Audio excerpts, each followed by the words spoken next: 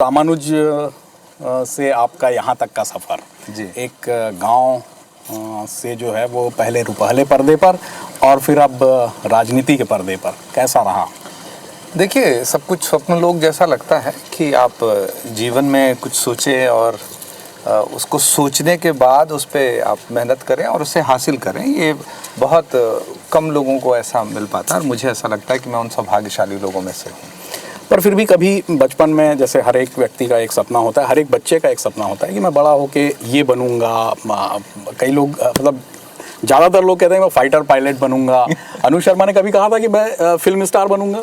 नहीं, मैंने वही सोचा था जो आपने बोला। मैं फाइटर पायलट तो नहीं सोचा था, लेकिन मैंने सोचा था कि मैं फ़ौज में जाऊँगा और फ़ौज में जाने की मेरी हसरत थी, इसलिए मैंने स्काउटिंग की, इसलिए मैं एनसीसी में रहा और उसके हिसाब से मैं अपने आप को तैयार करता रहा। लेकिन जीवन में ये ज़रूरी नहीं है कि आपने जो सोचा है वो आपको मिले। कई बार ऐसा होता है आपने जो सोचा है उससे आपको बेहतर मिलता है।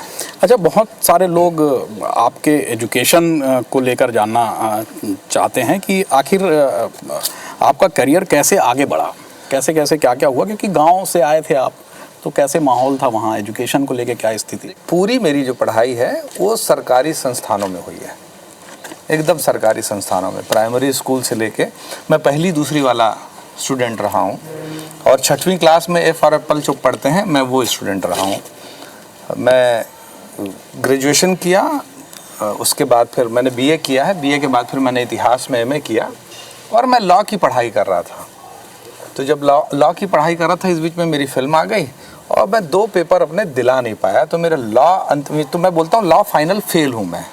अब लॉ फाइनल पास नहीं कर पाया मैं। इस बात का अफसोस मुझे अभी भी होता है, नहीं तो एक बड़ी डिग्री मेरे पास और होती। आप मुझे कह सकते थे कि एमए LLB है, लेकिन अब मैं BA MA हूँ, यानी MA हूँ अब।